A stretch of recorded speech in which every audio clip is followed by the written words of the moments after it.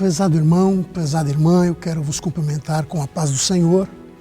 Nós estamos aqui na manhã deste domingo para termos a nossa Escola Bíblica Dominical. Hoje, dia 29 de março de 2020, nós vamos ter a última lição do trimestre. Uma lição que tratou da raça humana, a sua origem, a sua queda e a sua redenção. O comentarista foi o pastor Claudionor de Andrade. E essa lição, irmãos, nós temos ela na teologia como uma matéria chamada antropologia. Nós começamos lá em Adão. O irmão vai se recordar, Adão, o primeiro homem, falamos de Eva, a primeira mulher. Nós passamos pela natureza e atributos do ser humano. Também falamos da queda do homem, onde o homem caiu. Tivemos uma aula muito importante sobre o projeto de globalismo. E domingo passado, a nossa aula falou do homem do pecado. E depois, o homem perfeito que é Jesus Cristo. Hoje encerramos o trimestre falando do novo homem em Jesus. Não confunda. Semana passada nós falamos do homem perfeito que é Jesus. Esta nossa aula de hoje fala do novo homem em Jesus Cristo. Essa nossa aula, ela tem como base o texto bíblico, que é aquele encontro de Nicodemos com Jesus, falando do nascimento, da justificação, da santificação e a glorificação do novo homem em Cristo. Para que você entenda esse diálogo de Jesus e Nicodemos, é importante nós sabermos quem foi Nicodemos. Nicodemos era um homem muito importante, ele era mestre em Israel. Nicodemos era um estudante profissional. Tenho certeza que todo aluno da escola dominical já ouviu dizer que Nicodemos, ele foi criado aos pés de Gamaliel. Gamaliel era o seu professor. E quando se diz que o aluno foi criado aos pés do professor, está dizendo que era um aluno muito interessado. Só ficava sentado aos pés do professor o aluno que realmente tinha interesse, o aluno que era dedicado. E Nicodemos era um desses homens. Ele fazia parte do Sinédrio. Para que você entenda rapidamente o que é o Sinédrio, o Sinédrio, ele vai, guardadas as devidas proporções, ele vai simbolizar o que é para nós hoje o STF, o Supremo Tribunal Federal. E na época de Jesus, o Sinédrio, ele julgava questões, tanto questões na área civil como na área criminal. Então esse era Nicodemos. E Nicodemos, ele encontra Jesus e tem um diálogo. Esse diálogo está registrado no Evangelho de Jesus Cristo, segundo escreveu João, no capítulo 3. São os 16 primeiros versículos. E nós precisamos fazer essa leitura para termos uma compreensão melhor. Abra a sua Bíblia ou a sua revista. Na lição de número 13, nós vamos fazer a leitura que está registrada em João, capítulo 3. Nos diz assim: E havia entre os fariseus um homem chamado Nicodemos, príncipe dos judeus. Este foi ter de noite com Jesus e disse-lhe: Rabi, bem sabemos que és mestre vindo de Deus, porque ninguém pode fazer estes sinais que tu fazes, se Deus não for com ele. Jesus respondeu e disse-lhe: na verdade te digo, que aquele que não nascer de novo não pode ver o reino de Deus. Disse-lhe Nicodemos: Como pode um homem nascer sendo velho? Porventura, pode tornar a entrar no ventre de sua mãe e nascer? Jesus respondeu: na verdade, te digo, que aquele que não nascer da água e do Espírito não pode entrar no reino de Deus. O que é nascido da carne é carne, o que é nascido do Espírito é Espírito. Não te maravilhes de ter dito: necessário vos é nascer de novo.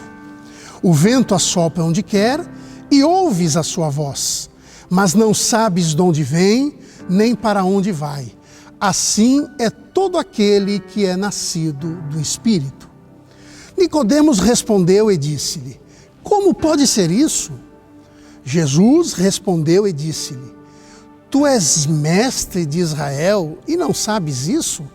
Na verdade, te digo que nós dizemos o que sabemos e testificamos o que vimos, e não aceitais o nosso testemunho. Se vos falei de coisas terrestres e não crestes, como crereis se vos falar das celestiais? Ora, ninguém subiu ao céu, senão o que desceu do céu, o Filho do homem que está no céu. E como Moisés levantou a serpente no deserto, assim importa que o Filho do homem seja levantado, para que todo aquele que nele crê não pereça, mas tenha vida eterna. Porque Deus amou o mundo de tal maneira que deu seu Filho unigênito, para que todo aquele que nele crê não pereça, mas tenha vida eterna. Amém. Meus prezados, texto muito conhecido, né? E esse diálogo, ele é muito profundo.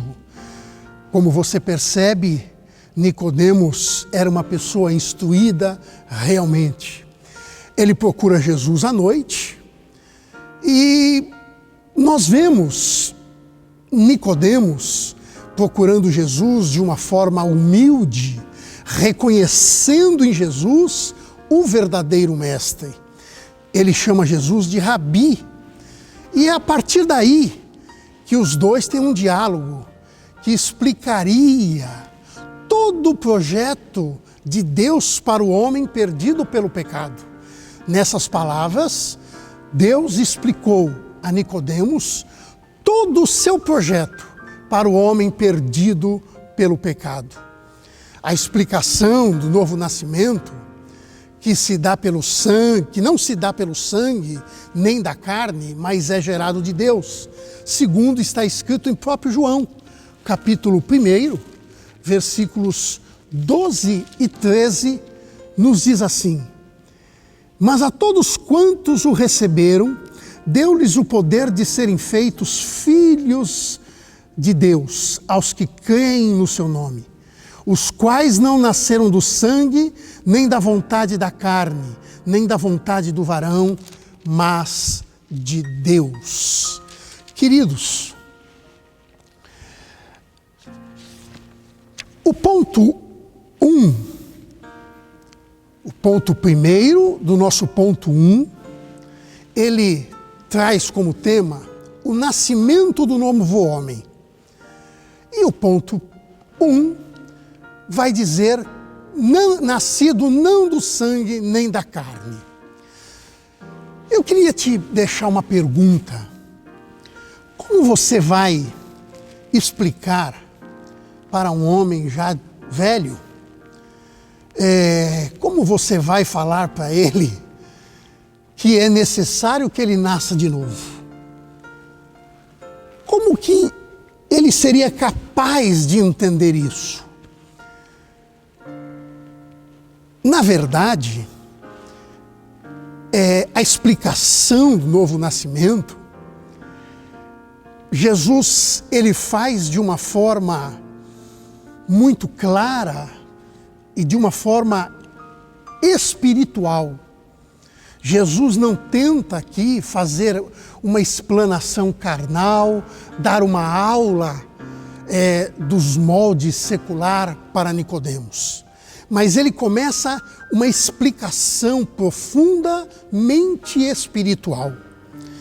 Ele começa a dizer que a atuação do Espírito Santo no interior do homem, quer dizer, um nascimento de dentro para fora.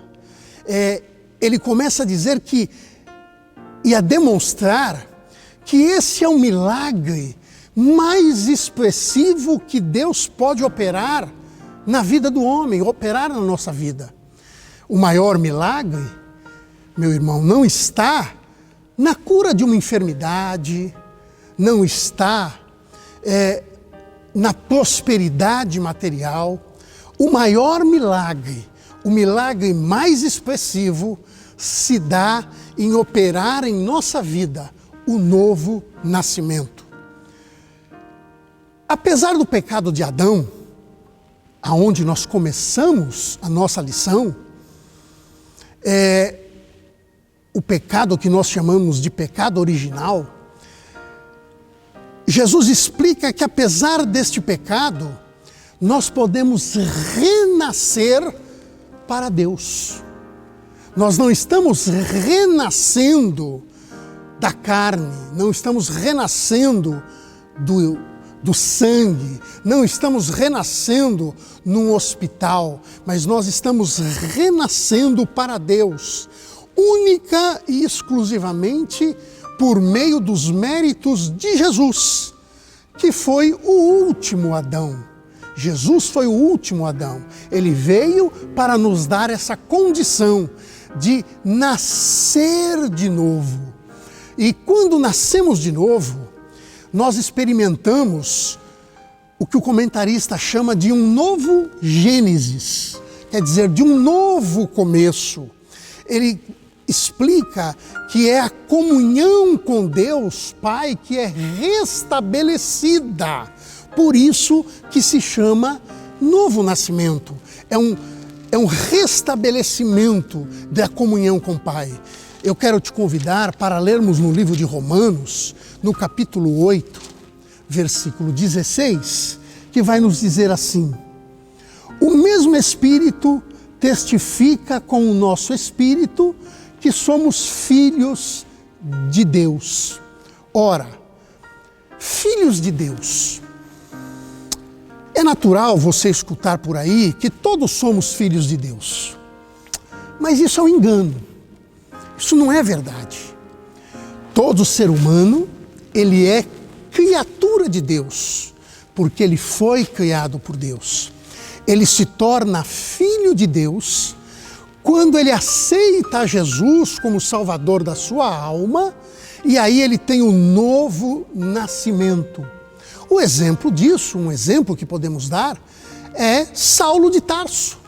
Saulo, um homem também conhecidíssimo, um homem também ilustradíssimo, um homem que era conhecedor de toda a ciência.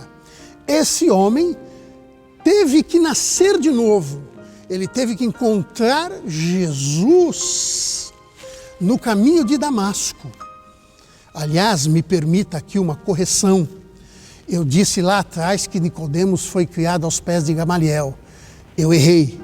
Não é Nicodemos que foi criado aos pés de Gamaliel, é Saulo de Tarso.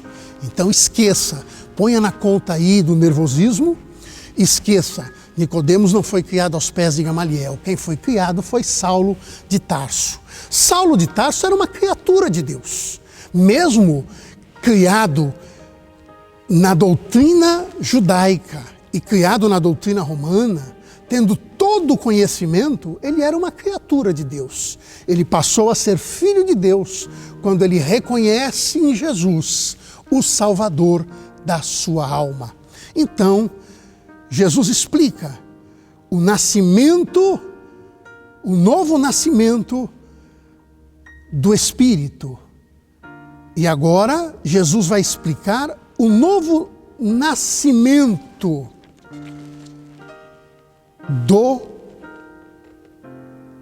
da água, o nascimento de Deus. Nem nascimento do sangue, nem da carne, e agora o nascimento de Deus. Como é o ato de nascer de Deus? Nascer de Deus, João também vai nos explicar isso. no capítulo 1, no versículo 12, que nós já lemos, mas vamos repetir.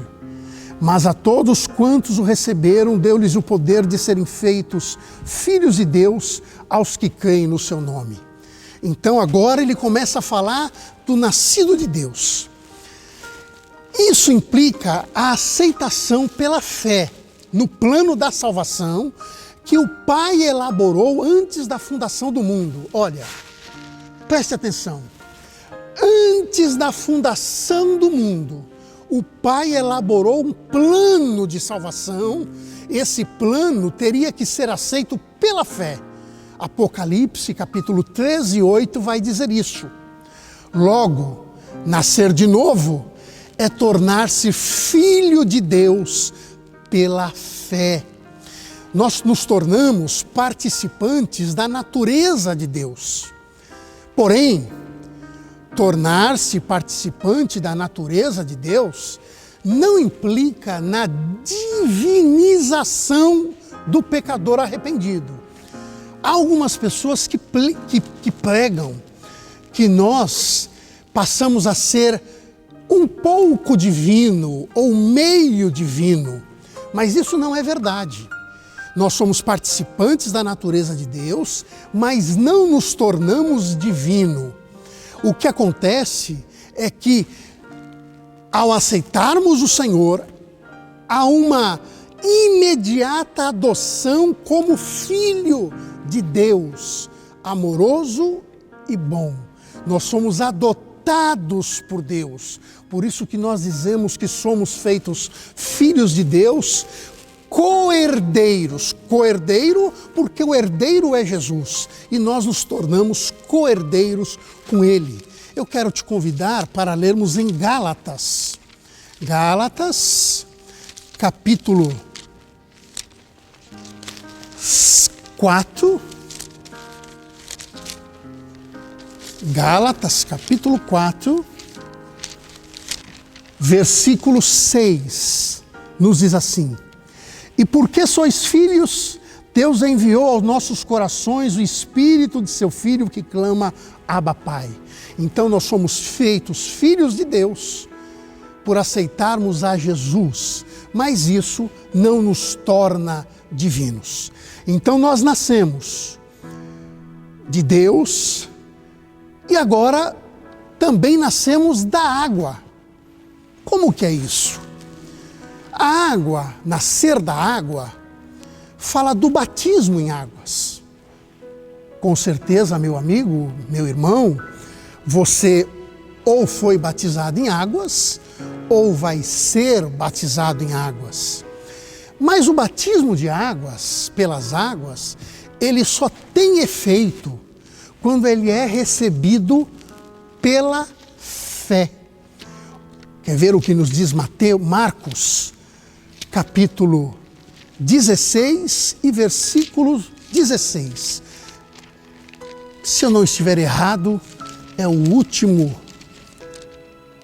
versículo, não é o último versículo. Marcos 16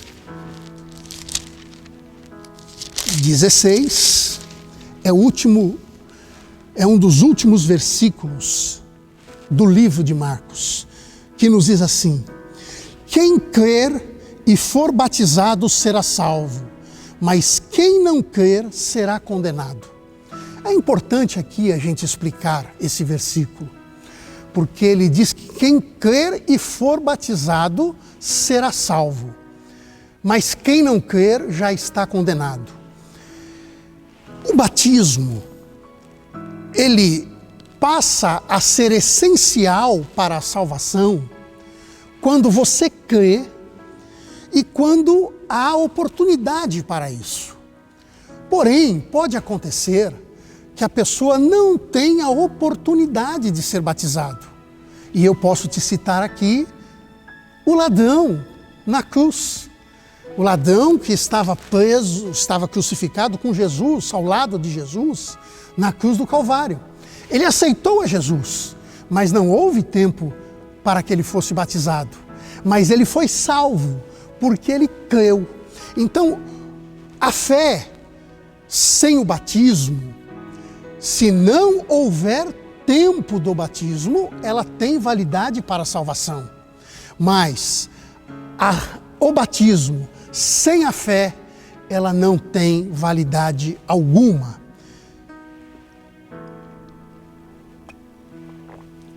O batismo, a maioria das religiões, ela tem o batismo. Algumas fazem águas, outras não. Mas eu quero te explicar um pouco o batismo nas igrejas evangélicas. Nós temos uma religião, a mais conhecida nossa, ela batiza crianças. E ela batiza jogando água na cabeça da criança. Esse é o ato batismal deles. Nas igrejas evangélicas, nós não batizamos crianças, porque a criança, ela não tem a consciência do pecado. Apesar de ela trazer na carne o pecado original, o pecado de Adão, ela não tem a consciência do pecado. Então a igreja evangélica, ela espera para que aquela criança torne-se um adolescente e tenha condições de compreender o ato batismal. Normalmente, as nossas igrejas aguardam que o adolescente tenha entre seus 12, 13, 14 anos para que ele possa tomar essa decisão tão importante. Porque o que é o nascimento das águas? O que é o batismo? Ora, o batismo, ele se dá na nossa igreja por imersão, quer dizer, o mergulho total da pessoa em águas, não antes da pessoa fazer a sua confissão de fé. Ela confessa que ela recebe a Jesus como Salvador da sua alma e promete segui-lo todos os dias da sua vida. E em seguida, ela é deitada, ela é derrubada, ela é mergulhada nas águas e levantada. Esse mergulho nas águas simboliza que naquele momento ela está deixando a velha vida, ela está deixando o velho homem e está nascendo um novo homem. Quando ela ressurge das águas, ela está ressuscitando como Jesus ressuscitou, dando início a uma nova vida. E eu te pergunto, há uma forma de sepultar alguém que ainda está vivo? Você conhece alguém que foi sepultado vivo? Eu estou falando aqui dentro da normalidade da vida? Não, só se sepulta quem já morreu. Então, quando nós sepultamos o velho homem, é porque ele morreu e agora surge o novo homem. Isso significa o renascimento espiritual daquele que recebe Cristo como Salvador e Senhor. Esse primeiro ponto da nossa lição, ele é muito lindo, eu sei que você conhece, mas ele é tão profundo que nós precisamos relembrar e dar graças a Deus, glorificar ao nome do Senhor, porque o nosso novo nascimento, ele só foi possível porque Jesus fez isso por nós. Ele nasceu da água, agora ele vai ser nascido do Espírito. Ora, Jesus, olha quanta informação Jesus deu para Nicodemos. Ele disse que era necessário nascer de novo. Ele disse que o nascimento não era da carne e do sangue. Ele disse que o nascimento era de Deus, o nascimento era da água e agora o nascimento é do Espírito Santo. Porque agora Jesus está falando da regeneração. Que essa regeneração, ela só é possível através do Espírito Santo.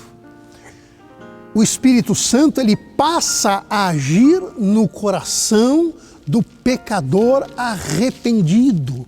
João capítulo 3, versículo 6, diz: o que é nascido da carne é carne, e o que é nascido do Espírito é Espírito. A regeneração é a concessão da vida espiritual. O homem, ele é dividido em corpo, alma e espírito. A regeneração é a concessão dessa vida espiritual.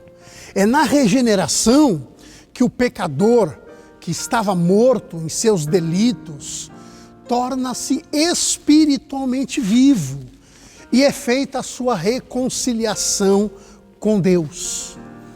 Nós nos alegramos na presença de Deus porque nós nascemos novamente do Espírito. Somente a partir dessa ação sobrenatural em nossa alma é que o novo homem em Cristo torna-se possível. O novo homem, ele só é possível quando nós passamos por essa ação sobrenatural. O nascer do Espírito, meu prezado irmão, ele é uma rendição total a Jesus. Essa rendição, ela nos põe à inteira disposição do Espírito Santo. Põe o nosso ser à sua inteira disposição. Porém, não para por aí. É importante nós entendermos que nascemos de novo, que esse novo nascimento não é da carne, não é do sangue. Esse nascimento é de Deus, esse nascimento é da água, esse nascimento é do Espírito Santo. Mas depois disso, ou paralelo a isso, existe a justificação do novo homem. Ora, é o ponto segundo da nossa lição. A justificação do novo homem. Justificação, justificativa, ela é um termo jurídico. E nós vamos compreender que até juridicamente o Senhor Jesus se preocupou conosco. Primeiramente, eu quero falar, o que a lição nos traz, da inutilidade da justiça humana. Para essa questão do novo nascimento, a justiça humana é inútil. Não adianta nós pegarmos essa nossa questão, pegarmos a nossa vida e levarmos a um juiz de direito, a um desembargador. Ele não vai ter condições de fazer nada, porque a justiça humana ela é inútil para essa questão. A justiça não consiste, a justiça, ela não significa que Deus vai infundir em nós a justiça. Veja bem, olha o que eu estou dizendo. Não é que a partir desse momento nós vamos ser justos. Nós vamos ser considerados justos. Deus vai perdoar os nossos pecados e Ele vai nos aceitar como justos. Olha o que eu estou dizendo, vê se você consegue me entender. Não é que você vai ser justo, mas que Deus vai te aceitar como justo porque Ele perdoou os nossos pecados. Deus não nos justifica em razão de qualquer coisa. Ele opera em nós. Ele faz com que a obra de Cristo faça com que nós sejamos considerados justos. Nossas obras, ainda que boas, não nos salvam nem nos justificam diante de Deus. Existem pessoas que entendem que eles serão salvos porque realizam boas obras. Há uma religião específica e que todo o processo de salvação da alma está focado nas boas obras. Mas isso não é realidade segundo a Bíblia, que é a nossa regra de fé, é a nossa inerrante, é o nosso horizonte inerrante, é para onde nós olhamos, é onde nós cremos, que é a inerrante palavra de Deus. Esse é o termo específico. E as obras não nos justificam diante de Deus. As obras, elas acompanham a nossa fé. Nós fazemos as boas obras porque agora somos nascidos de novo.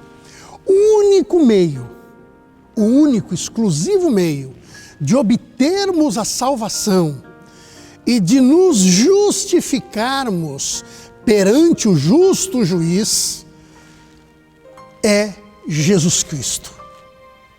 Jesus Cristo é quem nos justifica. É Ele que vai diante do Pai e diz que agora nós cremos, que agora nós somos salvos, que os nossos pecados foram perdoados. E aí, irmãos, Ele nos coloca como um novo status jurídico perante Deus. Veja bem, imagine uma pessoa que comete um delito e ela é levada perante o juiz e ela é condenada. Ela é condenada, ela cumpre a sua pena e depois de cumprir a sua pena, o juiz manda soltá-la porque agora ela foi justificada. Agora ela teve aquele seu delito já pago, ela teve aquele seu delito perdoado. E por que nós somos justificados diante de Deus? Porque Jesus Cristo já pagou pelos nossos delitos e pecados. Romanos, capítulo 5, versículo 9. Romanos, capítulo 5, versículo 9, nos diz: logo, muito mais agora, sendo justificados pelo seu sangue, seremos por ele salvos da ira.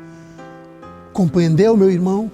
Nós somos justificados perante Deus em razão do sangue que Jesus Cristo derramou. Então a justiça humana é inútil.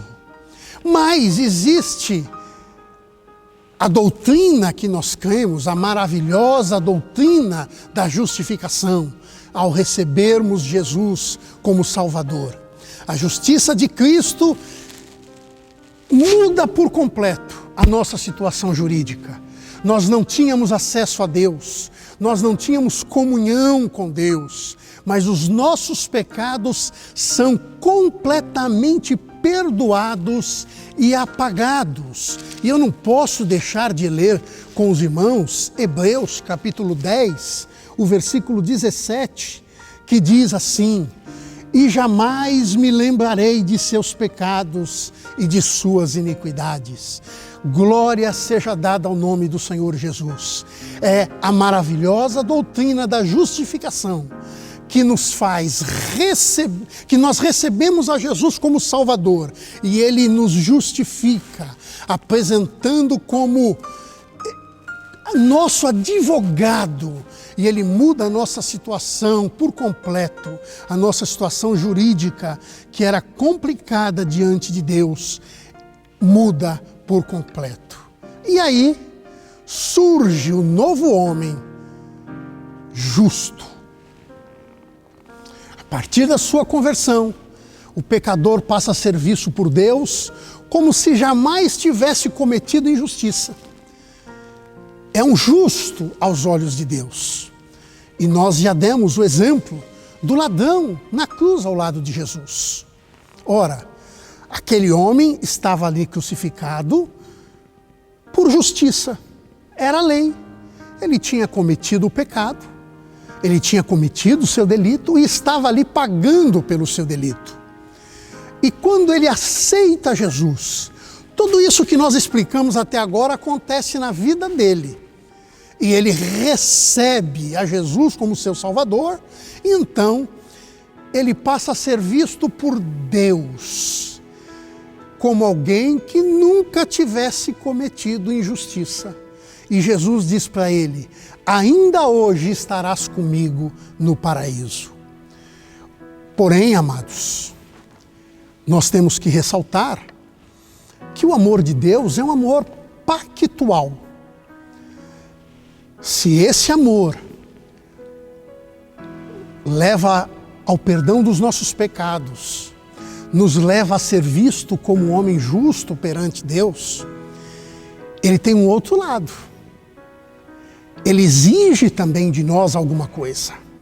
Ele exige de nós, como pecador, uma fé salvadora e genuína. Há necessidade de um arrependimento sincero. Nós não podemos pregar em nossas igrejas ou pregar para qualquer pessoa que Deus não exige nada de nós em troca. Ele não exige dinheiro, ele não exige posição, ele não exige que adoremos ídolos, mas ele exige que a nossa fé, quando nós recebemos a Jesus como Salvador, ele exige que essa fé seja genuína e um arrependimento sincero. Assim, passamos a ter um novo status perante Deus. O último ponto dessa lição, o ponto terceiro, fala de um tema um pouco mais profundo. Recapitulando, nós falamos do novo nascimento, nós falamos da justificação do novo homem. Agora nós vamos falar da santificação desse novo homem. A santificação, às vezes, nem todo mundo compreende muito bem. Há uma doutrina da qual nós não somos adeptos, da qual nós não seguimos, que diz que uma vez salvo, salvo para sempre. A Bíblia não nos dá essa condição para afirmarmos isso. A Bíblia coloca, na realidade são 3 tipos, ou são 3 etapas da santificação. A primeira delas é a santificação como posicionamento. A santificação como posicionamento, ela se dá no exato momento em que você recebe a Cristo como Salvador da sua alma. Você, com uma fé genuína, um arrependimento eficaz, entrega a sua alma ao Senhor. E nesse momento que os teus pecados são perdoados, os teus pecados são apagados, tem uma santificação posicional, uma santificação que nós chamamos de posicional, a sua posição de santo, agora santo do Senhor, porque o pecador arrependido passa a ser visto como santo por Deus e pela igreja. 1 Coríntios,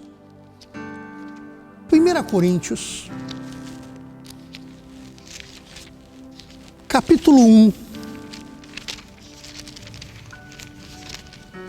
1 Coríntios, capítulo 1, o versículo 2, diz assim, Paulo diz assim: a igreja de Deus que está em Corinto, aos santificados em Cristo Jesus, chamados santos, com todos os que em todo lugar invocam o nome do nosso Senhor Jesus Cristo, Senhor deles e nosso. A saudação de Paulo, a saudação que Paulo está dando aos coríntios, deixa claro que quando aceitamos a Jesus, nós nos tornamos posicionalmente santos. Ele está chamando os irmãos de Corinto e santo e diz a todos aqueles que recebem a Jesus como Salvador. Porque agora, já separado do mundo, tornamo-nos propriedade exclusiva do Senhor. Aliás, companheiro, santidade é isso. É estar separado para servir a Deus. Então tem a santidade posicional. E tem a santidade como processo. A santidade que não ocorre de uma hora para outra, ela é um processo. E que é um processo que nós vivemos durante toda a nossa vida de cristão. Nós precisamos diferenciar essa santificação da santificação posicional. A santificação posicional é quando aceitamos a Cristo crendo um arrependimento genuíno, uma fé genuína. E a santificação, ela somente terminará quando estivermos em Cristo na glória. Quando Jesus vier buscar a sua igreja, aí termina esse processo de santificação e nós estaremos com Ele, santificados de uma vez por todas. E essa é a terceira etapa, a santificação que já não termina mais. Nós já não corremos mais risco, né? Nós não correremos mais risco de pecar, porque já estaremos com Cristo. Então, queridos, ainda que sejamos vistos como santos, será necessário submeter-nos a um longo e disciplinado processo de santificação. A santificação, ela é um longo e disciplinado processo. Não é fácil. Efésios capítulo 4, versículo 13, diz assim: até que todos cheguemos à unidade da fé e ao conhecimento do Filho de Deus, a varão perfeito, à medida da estatura completa de Cristo. Aqui Paulo está falando de estar com Cristo. Enquanto isso não acontecer, nós precisamos nos submeter a esse processo de santificação. E como é que isso acontece? Como é que isso acontece? A primeira coisa que você precisa para a santificação é a palavra de Deus. Você precisa buscar a palavra de Deus. Você precisa frequentar a escola dominical. Você precisa frequentar os cultos de ensino ou os cultos de doutrina. Você precisa se interessar pela palavra de Deus pregada com verdade, com sinceridade e pregada para que a sua alma seja alcançada. E aí, depois da palavra de Deus, nós oramos, nós jejuamos. Também são exercícios indispensáveis para nos conduzir ao ideal cristão em busca da santificação. Queridos, o último ponto da nossa lição fala a respeito da santificação como vontade de Deus no novo homem. Nasceu o novo homem, ele foi batizado, ressuscitou com Cristo, a velha criatura ficou sepultada nas águas e ele nasceu da água, nasceu do Espírito, nasceu de Deus e agora ele é santo, agora ele está buscando a santificação e nós precisamos entender que esse talvez seja o ponto mais difícil de uma vida cristã, a busca incansável pela santificação. Mas você precisa, na manhã deste dia, compreender que a santificação, ela não é uma criação humana. A santificação, ela não é um projeto que nasceu na mente fértil de um homem. A santificação é a vontade de Deus para a sua vida. A santificação é a vontade de Deus no novo homem. O novo homem, ele não encontra outro caminho. O novo homem não é possível existir sem o processo da santificação. Hebreus capítulo 12, versículo 14, o escritor diz: segui a paz com todos e a santificação, sem a qual ninguém verá o Senhor. Então, não adianta cantarmos, não adianta tocarmos, não adianta pregarmos, não adianta ensinarmos na escola dominical, se não buscarmos a santificação. Porque sem ela, nós não veremos o Senhor. Porém, companheiros, e eu estou encerrando, se acidentalmente pecarmos, e eu digo aqui, acidentalmente, o pecado na nossa vida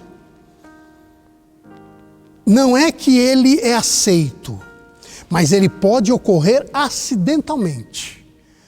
Se nós pecarmos de uma forma acidental e não voluntária, o sangue de Jesus Cristo nos purifica de todo pecado. Se você, nessa manhã, se sente acusado, porque o inimigo das nossas almas é o acusador, e ele está te acusando, está te apontando como pecador, dobre o seu joelho, clame ao Senhor, porque o sangue de Jesus Cristo vai te purificar de todo pecado. Que Deus nos abençoe em Cristo Jesus. Amém.